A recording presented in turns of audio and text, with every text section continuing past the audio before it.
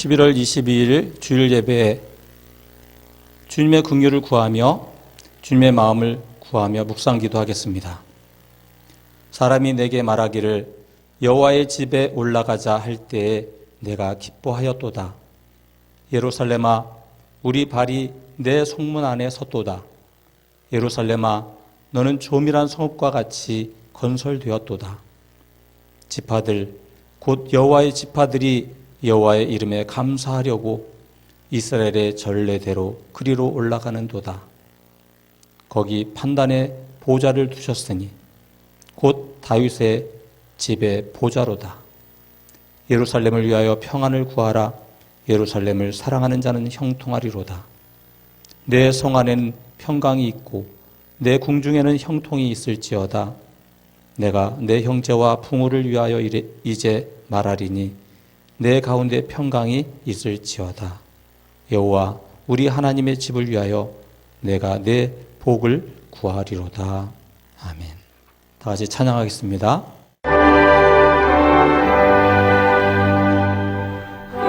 영광 중에 계신 주 나 찬송합니다. 영원히 계신 그 이름 나 찬송합니다. 한없이 크신 능력을 나 찬송합니다. 참되고 믿고 그 언약 나 찬송합니다. 온 천지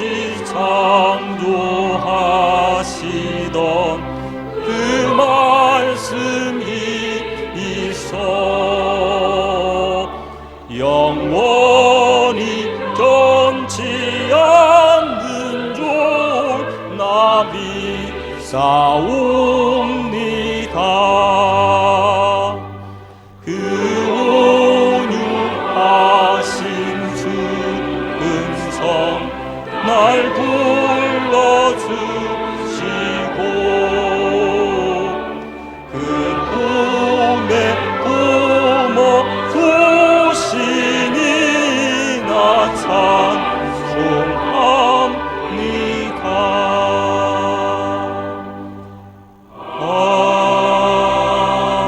아멘. 기도하겠습니다. 찬양과 예배를 받으시기에 합당하신 거룩하신 하나님 아버지, 오늘도 주일 예배를 드리게 하시니 감사와 찬양을 올려드리옵나이다. 한 해를 돌아보며 지금까지 지내온 모든 것에 감사드립니다. 코로나19 상황 가운데서도 성전 건축이 안전하게 진행되게 하시니 감사드립니다. 성전 건물이 지어져 가는 것처럼 울산감리교회가 더욱 하나 되게 하시고 성전 건축 이후를 위해 온전히 준비되게 하여 주시옵소서. 이 땅의 코로나19의 영향력이 속히 무너지기를 기도합니다. 교회가 더욱 거룩하게 하옵시고 회개할 마음 부어 주시옵소서. 주의 백성된 우리가 더욱 하나님의 마음을 깨달아 온전한 삶의 예배를 드리게 하여 주옵시고 가정을 위해 교회를 위해 이 땅을 위해 깨어 기도하기를 원합니다. 위정자들과 백성들이 하나님을 두려워하고 타락과 불의가 멈추게 하여 주옵소서. 이 땅을 고쳐 주시옵소서. 오늘 영유아로부터 작년에 이르기까지 예배드립니다. 예배 자리에 모인 저희들에게 성령의 충만을 부어 주옵소서. 거룩하신 하나님 아버지를 만나기를 집중하게 하여 주옵시고 주님께서 내게 주시는 말씀을 받아 결단하는 온전한 예배를 드리게 하여 주옵소서. 오늘도 병마 싸우고 있는 환우들을 기억하여 주옵시고 속히 질병에서 벗어나 함께 예배하게 하여 주옵시고 삶의 문제와 고통 속에서도 전심으로 하나님을 찾는 이들의 문제를 속히 해결하여 주시옵소서. 26명의 주의 자녀들이 대학 진학과 취업을 준비하고 있습니다. 주의 자녀들에게 복의 복을 부어 주셔서 하나님을 알게 하여 주옵시고 주님과 동행하게 하여 주옵소서. 남은 시간 최선을 다하게 하여 주옵시고 지혜와 건강 허락하여 주시옵소서. 담임 목사님과 사모님 자가 격리 중에 있습니다. 건강 주시고 가정에 평안을 주시고 모든 필요를 채워주시며 간구하는 기도에 응답하여 주셔서 주께서 맡기신 사명 온전히 감당하도록 섭리 인도하여 주시옵소서. 이 시간 주님의 이름을 위하여 주님께 드리는 저희들의 예배를 받아 주옵시고 하나님 홀로 영광 받아 주시옵소서. 이 모든 말씀 우리의 죄를 씻어 구원하시려 이 땅에 오신 우리 구주 예수 그리스도의 이름으로 기도하옵나이다.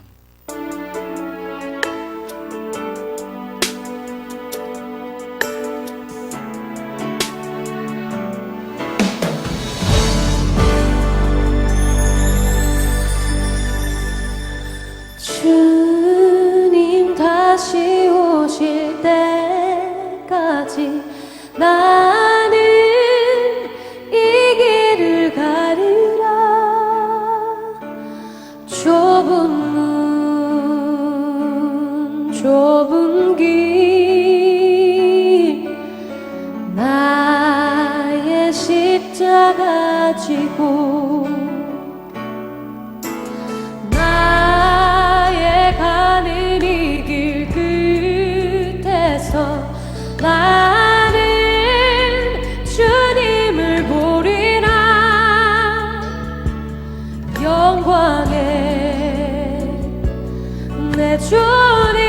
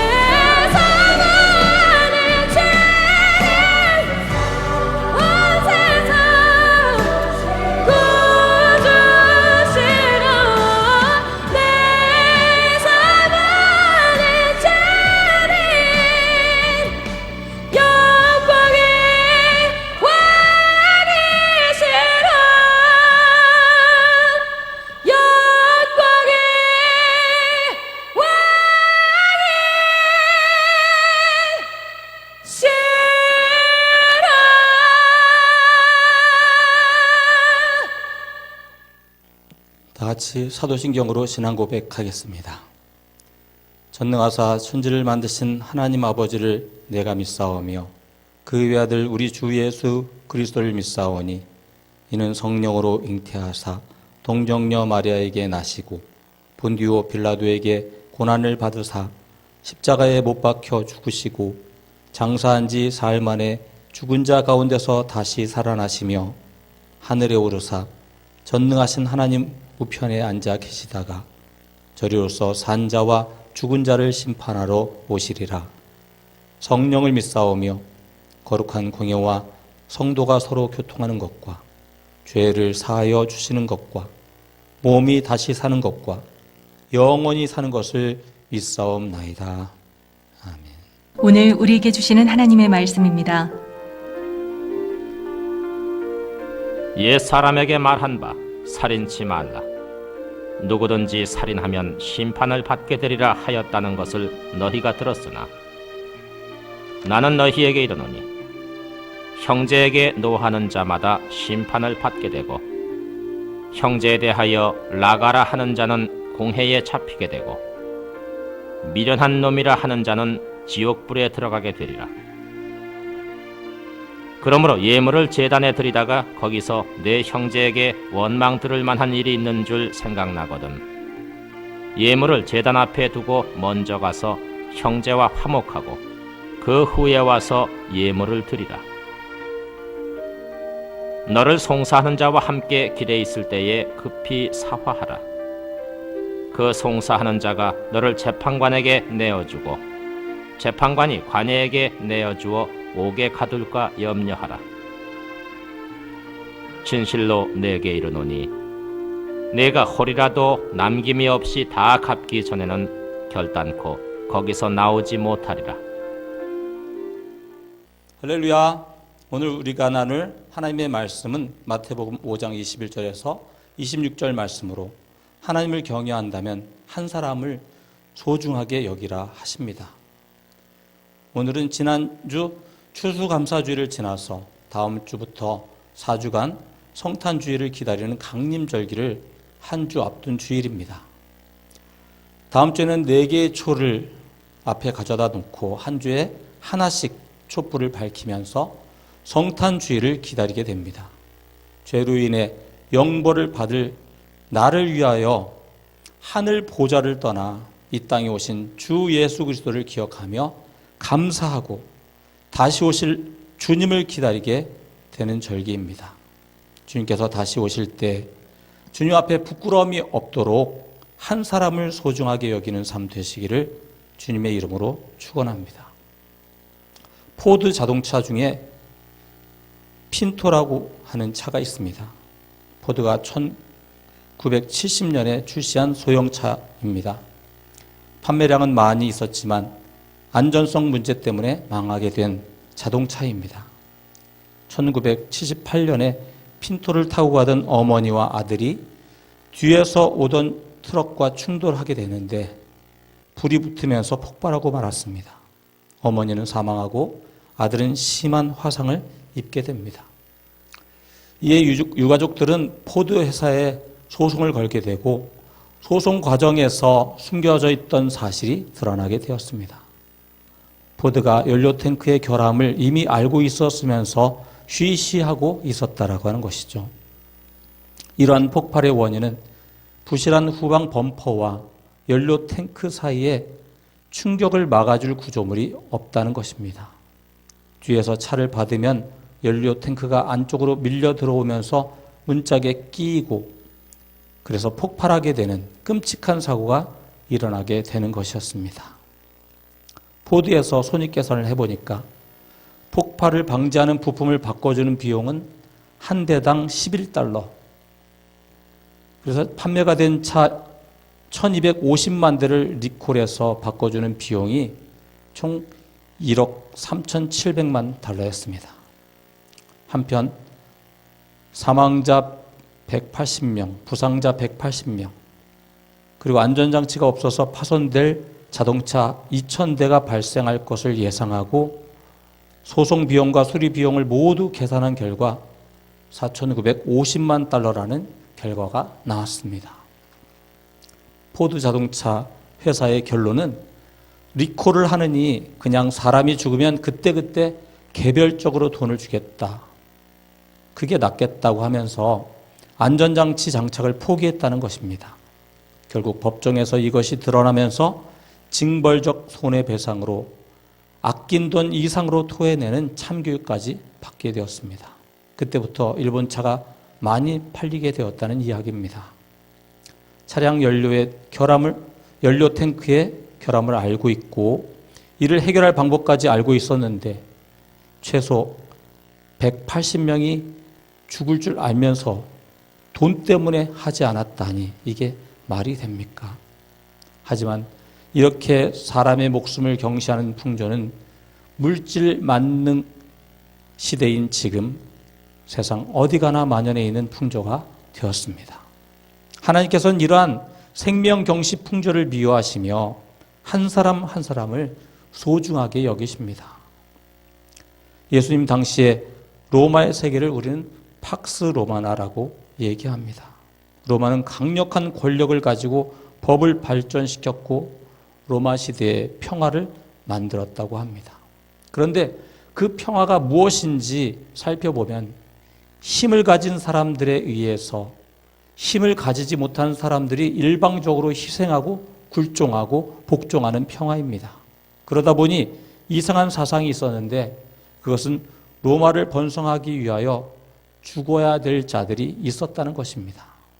자신들의 평화를 위해서 장애를 가진 자나 살 가치가 없다고 생각하는 사람들을 죽이는 것이 로마의 평화였습니다. 그러나 이 평화를 깨는 사람들이 있었습니다. 예수님이 오시고 나서 3세기경에 로마에 놀라운 변화가 일어나게 됩니다.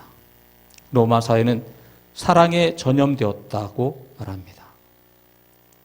이 아이는 죽어야 된다고 생각하는 그 아이에 대해서 크리스찬들이 이야기합니다. 제발 그 아이를 죽이지 마십시오. 우리가 돌보겠습니다. 로마 사회에서 격리되고 죽어 마땅하다고 생각했던 사람들에 대해서 크리스찬들이 이야기합니다. 그들을 죽이지 마십시오. 우리들이 돌보겠습니다. 크리스찬들은 로마의 평화를 깨는 사람들이었습니다. 왜 그랬을까요? 그들이 살고 있는 사회에 복음이 들어왔을 때 사람들은 하나님의 마음으로 세상을 보기 시작했기 때문입니다. 구약 성경을 보면 하나님께서 하나님의 마음으로 하나님 나라를 이루게 하시려고 선택한 나라가 이스라엘입니다. 그리고 하나님의 마음을 알게 하시려고 주신 것이 십계명입니다. 오늘 한 사람을 소중하게 여기라는 말씀은 제6계명 살인하지 말라는 말씀을 중심으로 나누려고 합니다. 살인하지 말라 하십니다. 함께 읽겠습니다. 마태복음 5장 21절 함께 읽겠습니다. 옛 사람에게 말한 바 살인치 말라. 누구든지 살인하면 심판을 받게 되리라 하였다는 것을 너희가 들었으나. 오늘 읽은 말씀, 옛 사람에게 말한 바 살인하지 말라 하였으나 하실 때 옛 사람은 출애굽 공동체를 말씀하고 있습니다. 십계명은 애굽을 탈출한 이스라엘 백성 공동체에게 말씀하신 하나님 나라의 정신입니다. 이스라엘 백성들이 애굽에서 종되었던 때에는 사람 취급받지 못하고 있었습니다. 누군가가 노동의 현장에서 맞아 죽어도 그것 때문에 사람들이 억울하다고 대모할 수도 없었고 애통할 수도 없었습니다. 이집트 왕은 태어날 남자아이를 죽이라고 할 정도로 이스라엘 백성을 함부로 대했고 이스라엘 백성들은 폭력과 착취와 고통 속에 신음하고 있었습니다. 우리는 이런 역사를 볼 때 그 당시 사회는 그런 것이 당연하다 생각할지 모르지만 하나님은 그렇지 않습니다. 이렇게 사람들을 함부로 대하고 생명을 경시하는 사회는 반드시 망하게 되어 있다는 것이 출애굽기의 내용이고 이렇게 사람들을 함부로 대하지 말라고 하시는 말씀이 십계명입니다. 제6계명 살인하지 말라에서 살인하다는 히브리어로 라짜흐입니다. 본래 의미는 산산조각으로 부수다, 죽이다 라는 뜻입니다. 제6계명을 직역하면 라짜으 하지 마라, 죽이지 마라라는 뜻이 됩니다. 무엇을 죽이지 마라 하시는지 목적어가 나와 있지 않습니다. 그래서 이 계명에서는 이 단어의 사용 용례를 잘 이해해야 되는 것입니다. 한 구약학자가 죽이다라는 이 라짜으라는 표현을 구약 성경에서 찾아보니까 47번이 나와 있다고 합니다. 그래서 라짜으 뒤에 나오는 목적어로 무엇을 죽일 때 이 단어를 사용했나 보았더니 43번이 사람을 죽이는 내용이라고 합니다. 그리고 나머지 4번은 십계명처럼 목적어가 나와 있지 않았다는 것이죠. 그래서 우리가 쓰고 있는 개역 성경에서는 죽이다를 사람을 죽이는 것으로 번역하여 살인하지 말라라고 잘 번역한 것 같습니다. 우리가 먼저 알아야 할 것은 십계명에 죽이지 말라는 표현은 사람을 죽이지 말라는 표현이라는 것입니다. 성경에서 동물을 죽일 때에는 라짜으라는 단어를 사용하지 않았습니다. 그리고 사람을 죽일 때에도 이 라짜으라는 단어를 사용하지 않는 상황이 있습니다. 그것은 전쟁 상황입니다. 구약 성경에서는 전쟁에서 사람을 죽이는 행위에 대해서는 이 단어를 사용하지 않았습니다. 그러므로 이 라짜으라는 동사는 전쟁 중에 사람을 죽이는 행위와 동물을 죽이는 행위와는 관계가 없는 표현이라고 할 수 있습니다. 어떤 이단에서는 십계명에 죽이지 말라고 했으니까 고기를 먹지 않는다고 하는데 사실 아무런 근거가 없는 내용입니다. 하나님께서는 노아에게 동물을 먹도록 허락하셨는데 죽이지 말라고 하셨다면 너무나 모순되게 됩니다. 저도 채식을 좋아하지만 굳이 십계명을 자기 식생활을 변호하는 근거로 사용하여 남을 정죄해서는 안 됩니다.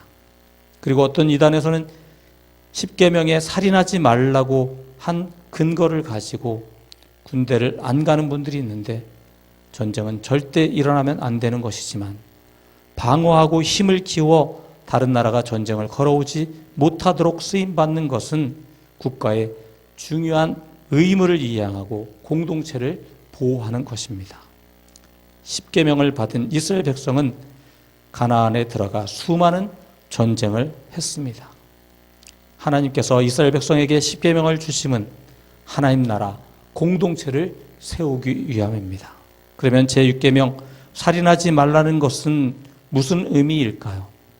이것은 공동체 안에서 불법적인 살인 행위를 하지 말라는 것입니다. 그럼 합법적인 살인도 있습니까? 있습니다. 첫째, 국가 공무원으로서 사형을 집행하는 경우입니다. 그리고 두 번째, 정당방위나 과실로 사람을 죽이게 된 경우입니다. 민수기 35장 22절에서 25절 말씀 함께 읽겠습니다. 원한 없이 우연히 사람을 밀치거나 기회를 엿봄이 없이 무엇을 던지거나 보지 못하고 사람을 죽일 만한 돌을 던져서 죽였다 하자 이는 원한도 없고 해하려 한 것도 아닌즉 회중이 친자와 피를 보수하는 자 간에 이 규례대로 판결하여 피를 보수하는 자의 손에서 살인자를 건져내어 그가 피하였던 도피성으로 돌려보낼 것이요 그는 거룩한 기름 부음 받은 대제사장의 죽기까지 거기 거할 것이니라.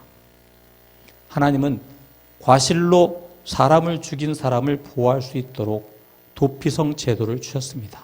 하지만 과실로 죽인 것도 살인이기에 도피성 밖으로 나가지 못하게 하셨습니다. 그러면 불법적 살인은 무엇입니까? 첫째, 고의적인 살인입니다. 민수기 35장 20절에서 21절 말씀 함께 읽겠습니다. 만일 미워하는 까닭에 밀쳐 죽이거나 기회를 엿보아 못을 던져 죽이거나 원한으로 인하여 손으로 쳐 죽이면 그 친자를 반드시 죽일 것이니 이는 고살하였음이라. 피를 보수하는 자가 그 고살자를 만나거든 죽일 것이니라. 하나님은 고의적인 살인자를 죽이라고 하십니다. 욥기 24장 14절 말씀 함께 읽겠습니다. 사람을 죽이는 자는 새벽에 일어나서 가난한 자나 빈궁한 자를 죽이고 밤에는 도적같이 되며. 한 공동체의 권력을 가진 한 부자가 새벽에 일어나서 가난한 자, 힘없는 자들을 죽이고 밤에는 도둑질을 한다는 것입니다. 욥기 24장을 계속 읽어가다 보면 욥은 하나님께서 이러한 자들을 결국에 잠시간에 없애시고 곡식처럼 베어버리신다고 증거하고 있습니다. 두 번째, 간접적인 살인이 있습니다. 열왕기상 21장 8절에서 11절 말씀 함께 읽겠습니다. 아합의 이름으로 편지들을 쓰고 그 인을 쳐서 그 성에서 나봇과 함께 사는 장로와 귀인들에게 보내니 그 편지 사연에 이르기를 금식을 선포하고 나봇을 백성 가운데 높인 후에 비류 두 사람을 그 앞에 마주 앉히고 저에게 대하여 증거하기를 내가 하나님과 왕을 저주하였다 하게 하고 곧 저를 끌고 나가서 돌로 쳐 죽이라 하였더라. 그 성 사람 곧 그 성에 사는 장로와 귀인들이 이세벨의 분부 곧 저가 자기들에게 보낸 편지에 쓴 대로 하여 아합 왕이 나봇의 포도원을 탐냈지만 빼앗지 못하게 됩니다. 그러자 이세벨 왕비가 사악한 방법을 사용합니다. 왕의 어인을 찍어 명령에 거짓 증거하는 자를 세워서 나봇에게 누명을 씌워 죽이게 하고 나봇 포도원을 빼앗게 되는 것입니다. 아합은 직접 관여하지는 않았지만 자신의 어인을 쳐서 편지를 써서 보내는 것을 방관하고 실속을 챙겼습니다. 하나님은 아합 왕에게 엘리야를 보내 책망하시고 심판을 예고하고 계십니다. 열왕기상 20장 19절 읽겠습니다. 너는 저에게 말하여 이르기를 여호와의 말씀이 내가 죽이고 또 빼앗았느냐 하셨다 하고 또 저에게 이르기를 여호와의 말씀이 개들이 나봇의 피를 핥은 곳에서 개들이 내 피 곧 내 몸의 피도 핥으리라 하셨다 하라. 성경은 직접적이건 간접적이건 공동체 안에서 다른 사람의 목숨을 해치는 것을 금하고 있습니다. 사람을 죽이는 것은 죽임을 당한 사람과 그 가족에게만 잘못을 범하는 것이 아니라 사람을 창조하신 하나님께 잘못을 범하는 것입니다. 이런 말이 있습니다. 칼에 묻은 피와 욕하는 입술에 묻은 침은 같다. 칼로 사람을 죽이는 것만 사람을 살인하는 것이 아닙니다. 그러면 사람을 죽인다는 것이 무엇입니까? 사람을 죽인다는 것이 무엇인지 예수님은 산상수훈을 통해 분명하게 말씀하고 계십니다. 마태복음 5장 21절부터 22절 말씀 함께 읽겠습니다. 옛 사람에게 말한 바 살인치 말라. 누구든지 살인하면 심판을 받게 되리라 하였다는 것을 너희가 들었으나 나는 너희에게 이르노니 형제에게 노하는 자마다 심판을 받게 되고 형제를 대하여 라가라 하는 자는 공회에 잡히게 되고 미련한 놈이라 하는 자는 지옥불에 들어가게 되리라. 예수님은 산상 설교를 통해서 10계명의 제6계명 살인하지 말라는 내용이 본래 무엇을 의미하는 것인지 저자직강을 해 주셨습니다. 화를 내서 함부로 대하고 라가라고 해서 함부로 무시하고 미련한 놈이라고 하면서 함부로 멸시하는 함부로 사람을 대하는 것을 예수님은 살인과 같은 죄로 명명하고 있습니다. 왜 화를 냅니까? 상대방을 존중해야 합니다. 왜 바보라고 무시합니까? 도와줘야 되는 것입니다. 왜 미련한 놈이라고 낙인을 찍습니까? 긍정적으로 보고 긍정적으로 말해줘야 됩니다. 대항할 힘도 없이 함부로 무시와 멸시를 제대로 당하면 어떻게 되겠습니까? 정신이 멍해지고 낯빛이 창백해집니다. 혈색이 사라지고 힘이 없어집니다. 죽고 싶습니다. 인격적인 살인이 되는 것입니다. 예수님의 저자직강 살인하지 말라는 의미는 살인이 일어날 폭력과 욕설과 멸시와 분노의 씨앗 자체를 버리라고 하는 것입니다. 이런 글이 있습니다. 사람을 실제로 죽인 사람만이 살인자인가? 아닐 것이다. 예컨대 말 한마디, 눈초리 하나라도 살인자가 될 수 있을 것이다.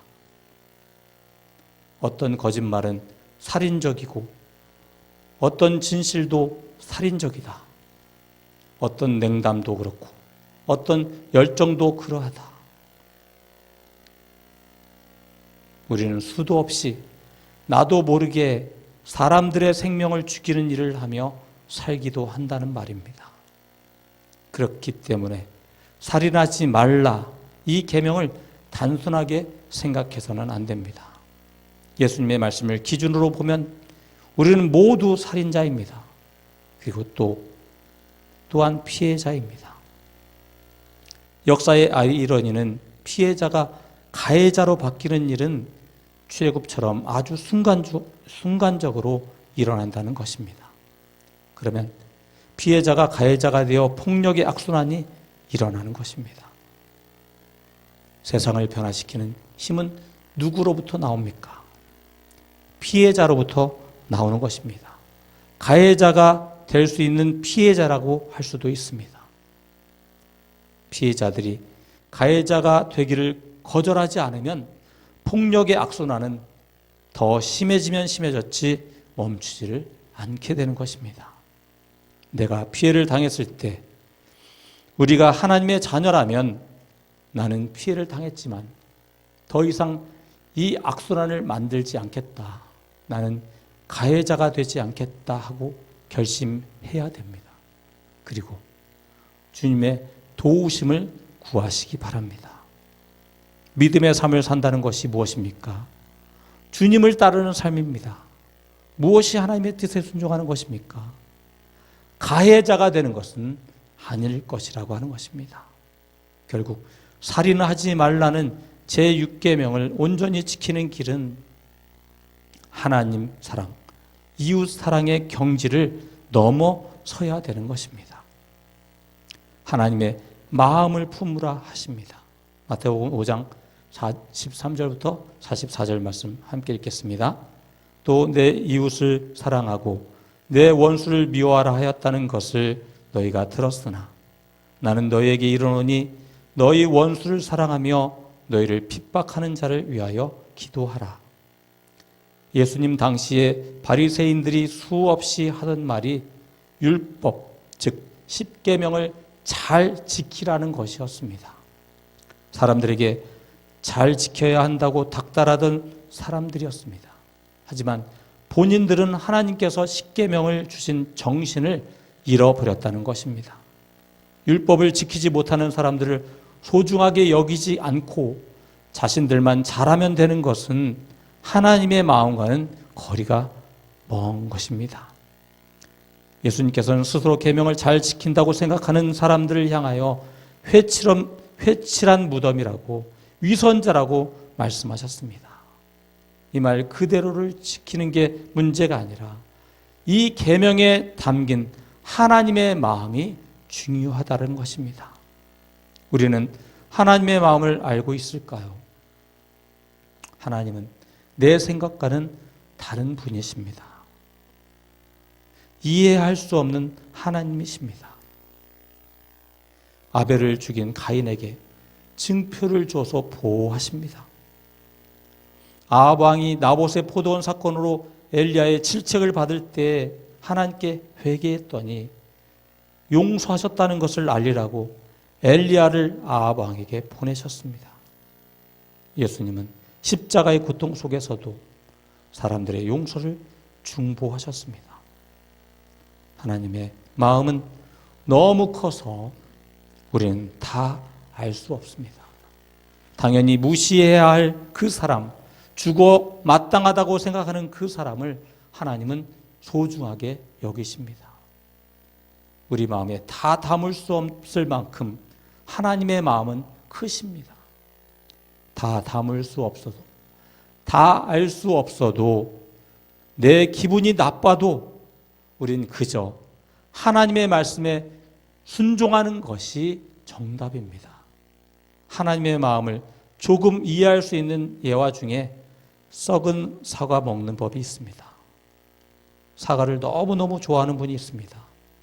좋아하는 사과가 썩은 부분이 있어요. 어떻게 해야 됩니까? 사과를 좋아하는 사람이라고 한다면 썩은 부분을 보는 것보다 최대한 먹을 수 있는 부분까지 먹는 것을 선택하게 되는 것입니다. 내 앞에 있는 사람의 부족한 부분만을 보는 것이 아니라 최대한 아름다운 부분을 찾아내는 것을 선택해야 하나님의 마음을 조금 이해할 수 있습니다. 예수님처럼 친구가 되어주라고 하는 책에서 스카솔저는 낙태에 대한 문제를 언급하고 있습니다. 낙태를 반대하는 입장에 서 있을 때 무고한 생명을 독단적으로 없애는 것은 명백한 잘못이며 성경에서 허락하고 있지 않지만 반대 입장에 서 있는 사람에 대해 비난하는 것도 잘못이다라고 얘기하고 있습니다. 자궁 속에 있는 생명을 지키기 위해 싸우되 눈앞에 있는 사람을 잊지 마라라고 충고하고 있습니다. 눈앞에 있는 그 사람이 이미 충분히 상처받고 있다는 것을 아는 것이 하나님의 마음을 조금이라도 알아가는 것입니다. 우리가 전혀 다른 사람의 신음에 관심을 기울여야 됩니까? 왜 나에게 고통을 준 사람의 신음에 관심을 기울여야 합니까? 왜냐하면 예수님이 먼저 그렇게 하셨기 때문입니다. 우리가 참 포도나무에서 떨어져 거짓 포도나무에서 시들고 있을 때 예수님이 우리를 자신에게 접붙여 주셨습니다. 우리가 죽고 있을 때 우리가 살도록 예수님이 우리 대신 돌아가셨습니다. 스카솔지의 말입니다. 하나님은 이스라엘이 애굽 땅에서 신음할 때 그 신음 소리를 기도로 들으셨습니다. 주님의 사랑하는 성도 여러분, 제6계명 살인하지 말라는 말씀은 단순히 사람을 죽이지 말라는 계명이 아니라 하나님께서 생명을 어떻게 보시는가를 깊이 생각하며 하나님 마음으로 한 사람 한 사람을 소중하게 여기라는 말씀입니다. 우리는 부지불식간에 사람들을 많이 죽입니다. 먼저 회개해야 됩니다. 날마다 매 순간 회개의 삶을 살아내야 합니다. 그리고 가해자가 되지 않기 위하여 용서해야 됩니다.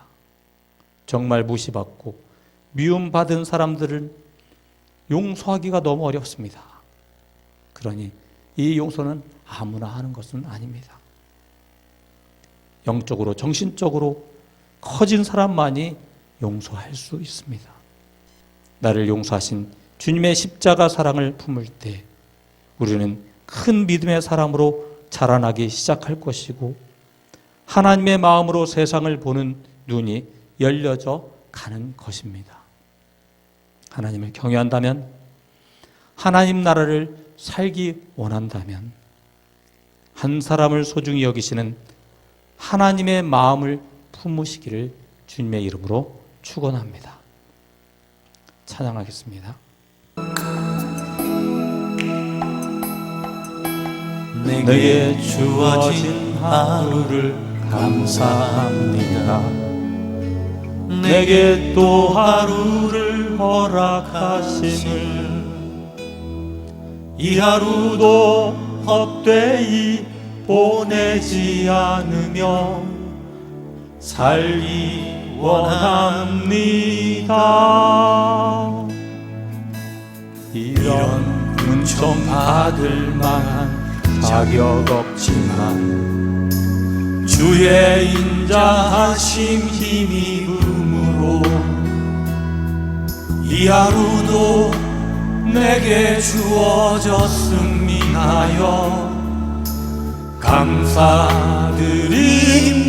감사드립니다. 이 하루도 정직하게 하소서. 이 하루도 친절하게 하소서. 내가 만나는 모든 사람들에게 자비를 베풀게 하소서. 이 하루도 온유하게 하소서. 이 하루도 겸손하게 하소서. 나의 걸음을 지치게 만드는 이들에게 용서를 베풀게 하소서. 내게 주어진 하루를 감사합니다. 내게 또 하루를 허락하심을 즐거운 일이든 복슬픈 일이든 감사드립니다.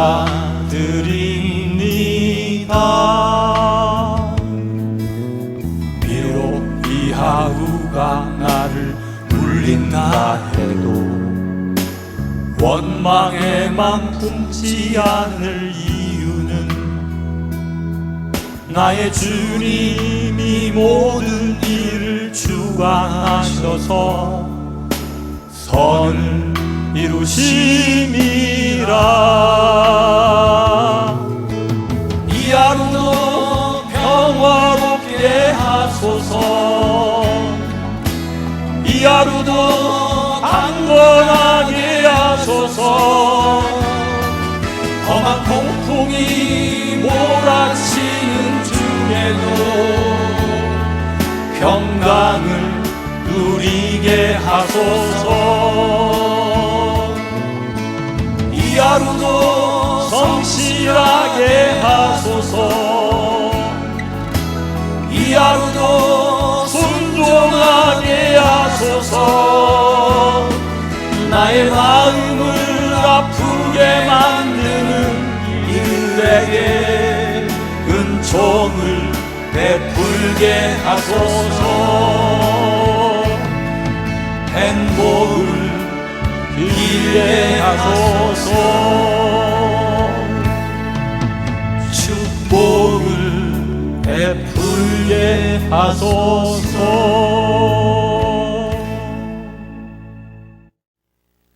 기도하겠습니다. 예수 그리스도를 통하여 그 사랑을 확증하신 하나님 아버지, 자기 십자가를 지고 주님을 따르는 삶이 부족한 저희들을 불쌍히 여겨 주옵시고 긍휼을 베풀어 주시옵소서. 하나님의 자녀라고 하면서 하나님의 이름이 거룩히 여김을 받도록 쓰임받지 못하고 오히려 먹칠하는 우리들을 용서하여 주옵시고, 그럼에도 불구하고 우리를 부끄럽게 여기지 아니하시고 항상 함께 하시는 주님의 사랑에 보답하는 삶의 예배가 되도록 저희들을 인도하여 주시옵소서.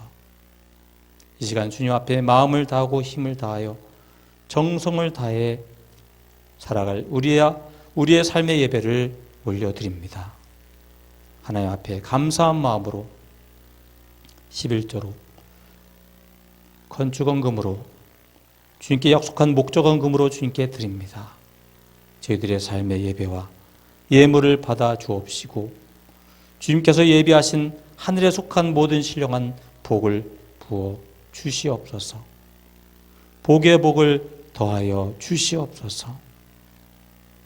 이제는 우리의 믿음의 주여 온전케 하시는 우리 구주 예수 그리스도의 구속의 은혜와 거룩하신 하나님 아버지의 사랑하심과 거룩하신 성령님의 위로 교통 충만하심이 다시 오실 주님을 기다리며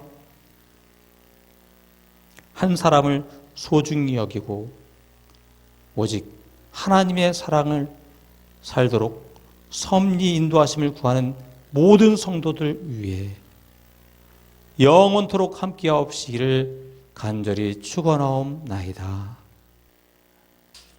11월은 감사 준비의 달입니다. 한 해를 돌아보며 하나님의 은혜에 감사하고 다음 해를 계획하시기 바랍니다. 다음 주일 6부 예배는 성결 서양 예배로 지키며 울산감리교회 김세미 집사님의 말씀이 있겠습니다. 2020년 당회가 12월 6일 6부 예배 후에 있습니다. 신천 임원 청고자 교육이 있습니다. 11월 28일 토요일 오후 5시에 2층 성가대실에서는 신천권사, 3층 아동부실에서는 신천 집사님 교육이 있습니다.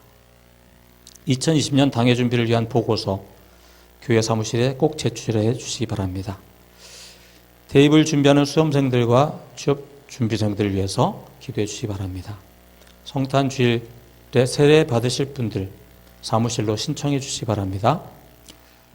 강단 헌화 있습니다. 조은원 집사님, 이희생 권사님 가정에 하나님의 은혜로 친정 어머님의 장례를 잘 모시게 하심을 감사하여 강단 헌해 주셨습니다. 다 같이 찬양 부르겠습니다.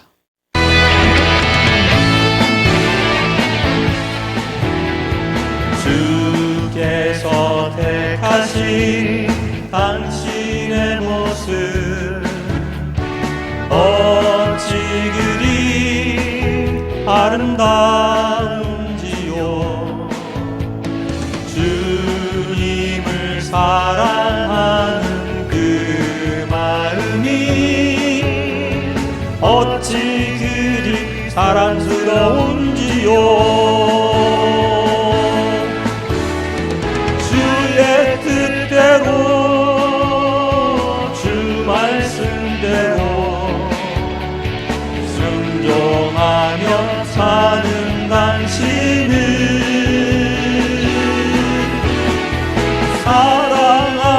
사랑합니다. 축복합니다. 주 내게 주신 참 사랑으로 주께서 택하신 형제의 모습 어찌 그리 아름다운지요. 주님을 찬양하는 그 마음이 어찌 그리 사랑스러운지요. 주의 뜻대로 주 말씀대로 순종하며 사는 당신을 사랑합니다. 축복합니다. 주 내게 주신 참 사랑으로 주의 뜻대로 주 말씀대로 순종하며 사는 당신을